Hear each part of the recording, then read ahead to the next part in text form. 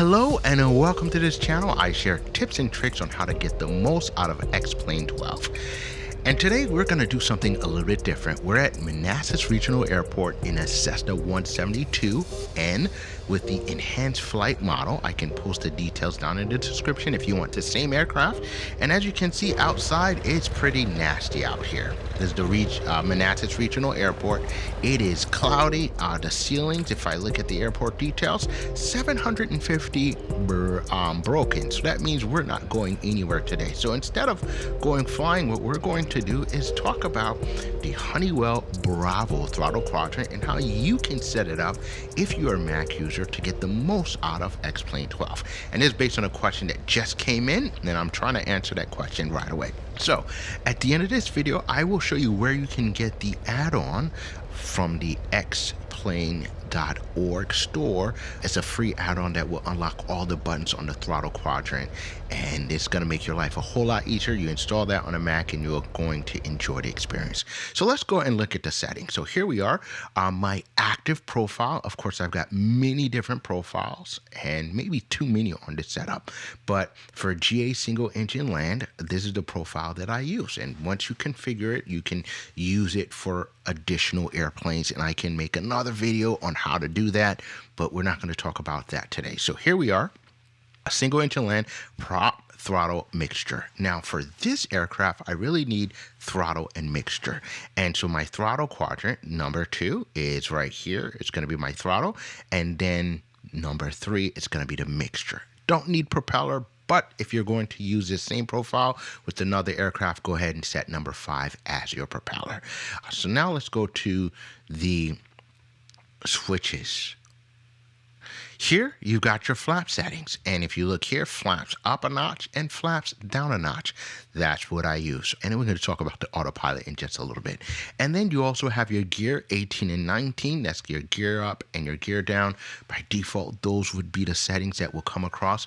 But now you can go in and set up your autopilot. This is one where you have to go through and manually set it up yourself. If you follow the instructions on that add-on, it's going to tell you about the way to do it. But here, number 8, it's going to be toggle servos. So when you push this button, it's going to turn on the servos, and basically on a Cessna, it's going to hold your pitch and roll attitude for you when you flip that button on. So when I'm flying, if I'm, I need to do something in the aircraft and I don't really need heading hole or fly a particular course, I simply stabilize the airplane, push this button. And another thing is that it will also trim out the aircraft for you as well. So if you find yourself having a hard time maintaining, let's say 5,000 feet, you can simply push that button and the plane will trim out and maintain altitude as long as you have your pitch set correctly. And then when you release that button, your plane will be trimmed out. And at 8 and 9, it's increase the value of the autopilot mode and then decrease the value depending on rotating left and rotating right. This comes in handy when you look at the buttons here. So if you're not familiar with an autopilot, this is not going to go into great detail, but it's going to tell you that, and this is something that I had to learn. When you push these buttons, that will turn on the program mode in the autopilot. For example, heading mode. You press this button, it will slew the aircraft to whatever heading the heading bug is set to. So you want to pay attention to what your heading bug is before you press this button and turn on the autopilot. However, if you go to 15, when the selector selected on 15, this is where rotating this dial will allow you to change your heading bug on your autopilot. Let me demonstrate that for you and then we'll jump back into this menu. So here I've got my autopilot right here. And we're gonna go ahead and move the heading bug. So by selecting the heading bug, I'm not able to show you on the screen, but you can see the heading bug is moving. So I'm rotating that dial that I showed you earlier, and now I can set my heading bug to this heading. And then if I go back on the autopilot and I push the heading select button, the airplane will fly that particular heading. So right now the heading is 69 degrees. Now it's 70 degrees. So you get that precise heading. So just keep that in mind. And we're going to jump back into the menu so you can see what I'm talking about. So it makes sense. So again, I'm rotating the dial. There's a central knob here, aligning it with 15. Then I'm changing to the heading that I want. Then once I have the heading that I want to fly, then I push the heading select, and then the plane will turn to that heading. So you've got your heading here, and then 16 will be set autopilot. No, that's 15.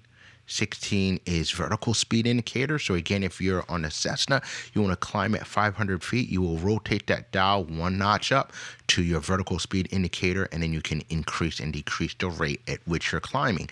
And then for the autopilot to follow that, you want to simply select indicated airspeed in this case, for it to climb and do that. So, and then the last one is altitude. So you can control your altitude and set your altitude as well.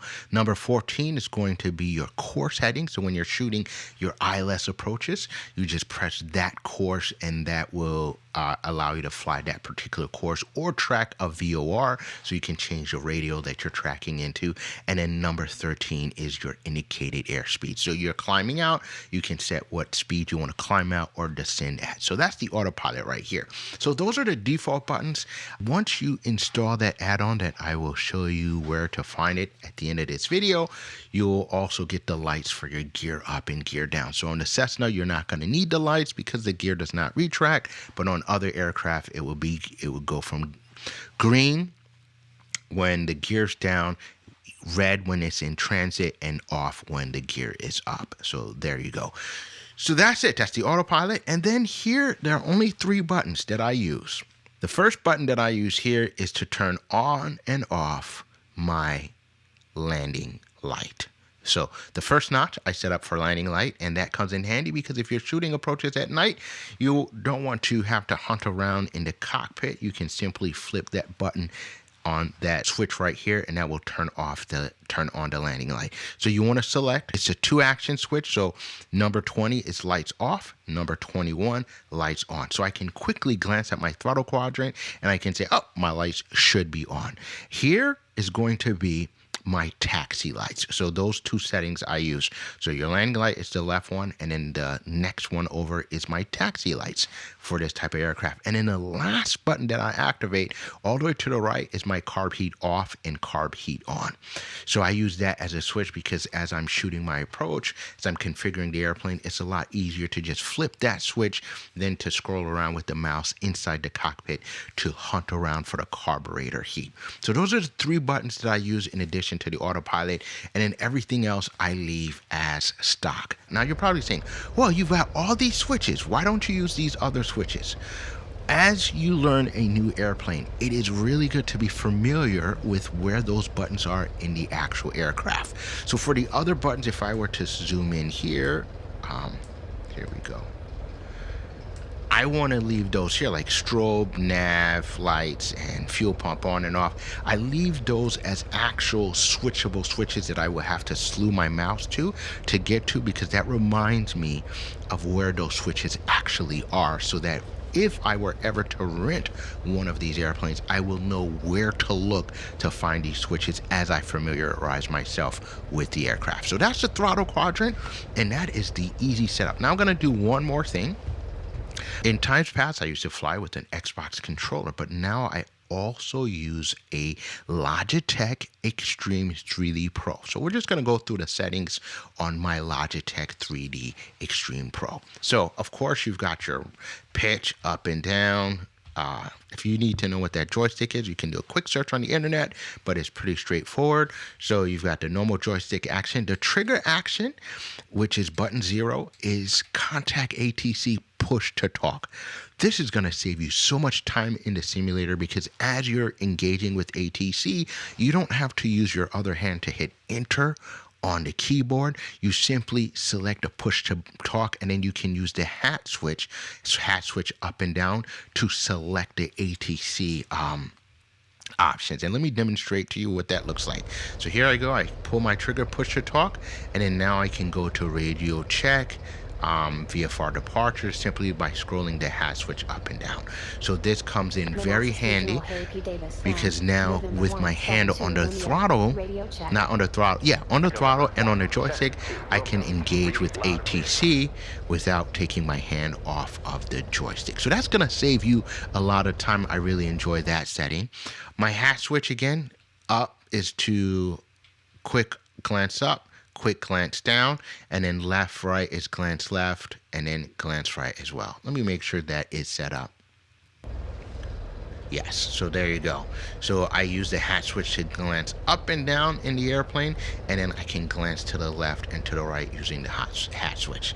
So then additionally, I use the top buttons on the joystick, and I'll show you. The top button on the right is to toggle the nav1 pop-up, and then the second button below it is to toggle the tablet, and then I use the buttons on the left for trim up and trim down. So this is going to be trim up and then trim down. So this is how I use the button. So you can quickly see it if I minimize the screen. There you go. My map comes up using Aviator's tablet. And if you need to watch a video on this one, I'll post a link to where you can get to the video on everything you need to know about the Aviator's tablet, but I have it as a quick button. And then here I need to make a change because in this aircraft, the nav window to pop up is slightly different than my other aircraft. I'm not going to make the change because these windows are pretty big. I really don't need these to pop up really big, and if I do, I can use my mouse. So there you go. And then lastly, I will show you my trim wheel.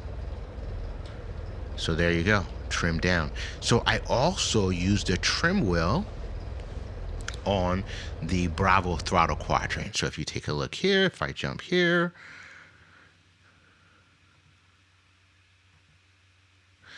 7 and 8 is for my trim wheel. So trim wheel down, pitch down, trim wheel up to pitch up, and you can roll that. And I use both. So when I need to do some fine tuning of my trim, I can use, depending on which hand is free, which hand is occupied, I can either use my left thumb to do the trimming on the joystick, or I can use the scroll wheel to simulate more of the aircraft. As you can see in the real airplane, you're using a trim wheel to adjust your trim. So this concludes how I like to set up my Bravo Throttle quadrant and my Logitech Extreme 3D Pro to get the most out of X-Plane 12. And what I'm going to do is pause really quick, and I'm going to show you where you can get that add-on if you are a Mac user to unlock all these capabilities on your Mac. Okay, so if you stuck around this far, that means you're really interested in seeing where you can download this add-on here. So if you're not a part of xplane.org, the community, simply go there and create a profile, and you'll be able to access all the good stuff here on this amazing website. So what you're going to do is click on the search field and type the words Honey Bravo, those 2 words. And you're going to do a search, and then the first answer that should come up is right here. The Honeycomb Bravo plugin. Click on this link right here, and it's going to give you the add-on. So it was published February 29, 2024, and simply, okay, so what you need is Apple Silicon with or without Rosetta, or Mac Intel, X-Plane 12, and you need FlywithLua. So if you don't have that, you can download it right here, and you're going to need that add-on, and then you're going to do this. Just follow instructions. Install the zip package in the following folder. So these are these, and then just follow the instructions. Pretty straightforward. And then also it's going to show you how to set up your increase, decrease, and all those modes that I shared with you.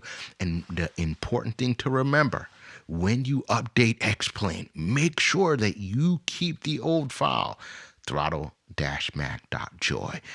For the directory, because if you overwrite those files, what's going to happen is you're going to lose all those special capabilities that you got from installing this. So again, download this add-on, and it's going to make your life as a Mac user so much better on X-Plane 12. So this concludes this video. If you've watched to the end, thank you so very much. It means the world to me. I want to welcome all of our new subscribers who are here on this journey. Each one of you joining on this journey means the world to me. And if you haven't subscribed yet, consider subscribing. It costs you nothing and it helps the channel. Also, if you enjoy this type of content, simply smash that thumbs up button. That lets me know that I'm giving you value along the way. So with that in mind, happy simming. I will see you in the next video.